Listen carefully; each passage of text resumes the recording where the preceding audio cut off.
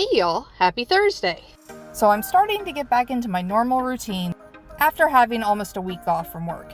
And the good thing is, my eBay store seems like it's following the same track. We're starting to see a few more sales trickle in after a somewhat slow weekend on vacation mode. And even though we don't have any real big sales going out today, we have a lot of little ones which add up, and that's what I'm happy about. I'm happy I have lots of little things as filler items in my store when it's not a day that a big item's gonna sell. So let's start pulling today's sales, which are small but mighty. We're gonna start off with this new old stock set of bath cubes that I picked up in an estate sale. I remember having these when I was a kid. I loved to take a bath and soak, and that little cube would just dissolve as you soaked, and so the water would change colors and smell better. I paid 50 cents for these at an estate sale. They sold for $10.16.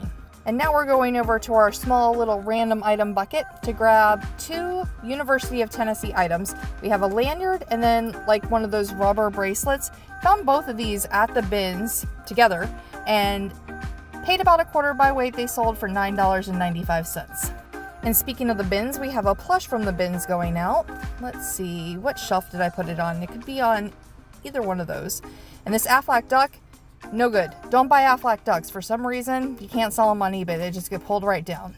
So I need to take him and get rid of him. But we did sell this Bleacher Creature basketball plush with the Golden State Warriors on it. Like I said, it was a bins find, paid a quarter. It sold for $19.95. I absolutely love selling mascot plush.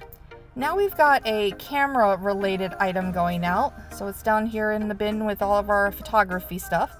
This is a Kodak tray thermometer. It is a vintage one. You will use it to tell the temperature of chemicals you put in like a darkroom tank or bath, and you use it to make sure the temperature is correct for developing film or photos. Really neat little vintage item, and it's actually going to France, which I think is pretty cool.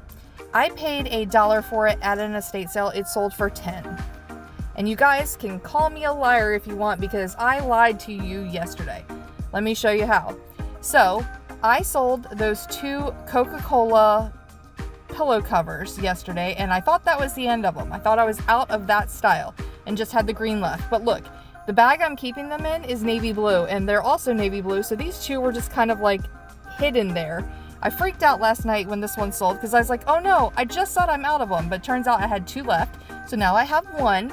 But this one sold today, and the buyer sent me an offer of $10, which I accepted. I only paid 99 cents for it at the thrift store.